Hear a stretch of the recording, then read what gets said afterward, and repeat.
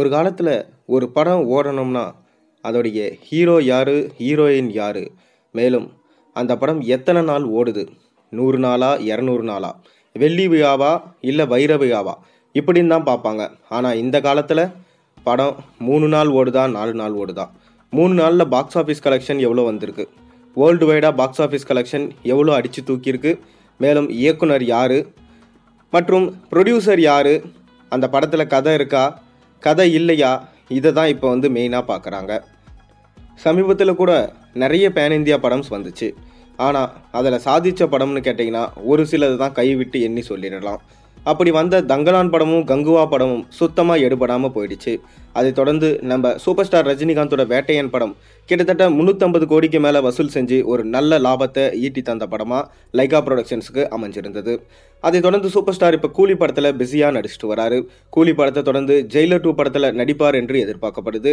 மேலும் அட்லி என்ன சொல்லியிருந்தார்னா, ரஜினிகாந்தை வச்சு ஒரு பிரம்மாண்டமான படம் எடுக்க போகிறேன், அந்த படத்தில் பார்த்தீங்கன்னா சல்மான் கான் அவர்களும் இருக்கார், அதற்கான பேச்சுவார்த்தைகள் ஈடுபட்டு வரோம்னு சொல்லிட்டு சமீபத்தில் சொல்லியிருந்தார். ஆனால் இப்போ வரைக்கும் என்ன ஆச்சு, இதுதான் மக்கள் கேட்குறாங்க. சல்மான் கானை வச்சு நம்ம ரஜினிகாந்தையும் வச்சு அட்லி அவர்கள் சம்பவம் பண்ணுவாரா இல்லையா? அட்லி அவர்கள் சின்ன சின்ன படங்கள் எடுத்துகிட்டு வந்தார். கடைசியில் விஜய்க்காக நிறைய கதைகள் எழுதி விஜயை மேலே தூக்கி விட்டார்.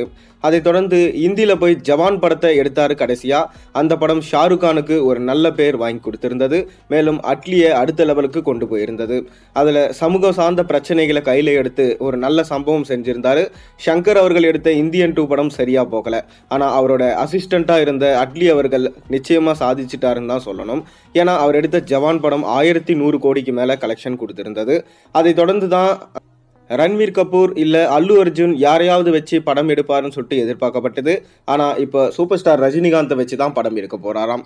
அதாவது எந்திரன் படம் எடுக்கிற காலத்திலிருந்தே பார்த்தீங்கன்னா ஷங்கர் அவர்களுடைய அசிஸ்டன்ட் டைரக்டராக அட்லி இருந்தார். அப்போவே ரஜினியை வச்சு படம் பண்ணணும், அதுதான் என்னோட வாழ்நாள் லட்சியம்னு சொல்லிட்டு அவர் சொல்லியிருந்தார். இப்போ அதற்கான தருணம் வந்துடுச்சான். இந்த படமும் பார்த்தீங்கன்னா உண்மை கதையை பேஸ் பண்ணி தான் எடுக்கப்பட போதான். இந்த படத்தில் சூப்பர் ஸ்டார் ரஜினிகாந்த் அவர்கள் போலீஸ் அதிகாரியாக வர போகிறாரு. சல்மான் கான் அவர்கள் வில்லனாக நடிக்க போகிறதா ஒரு தகவல் கிடைச்சிருக்கு. ஆனால் அது எந்த அளவுக்கு உண்மைன்னு சொல்லிட்டு இன்னுமே தெரிய வரல.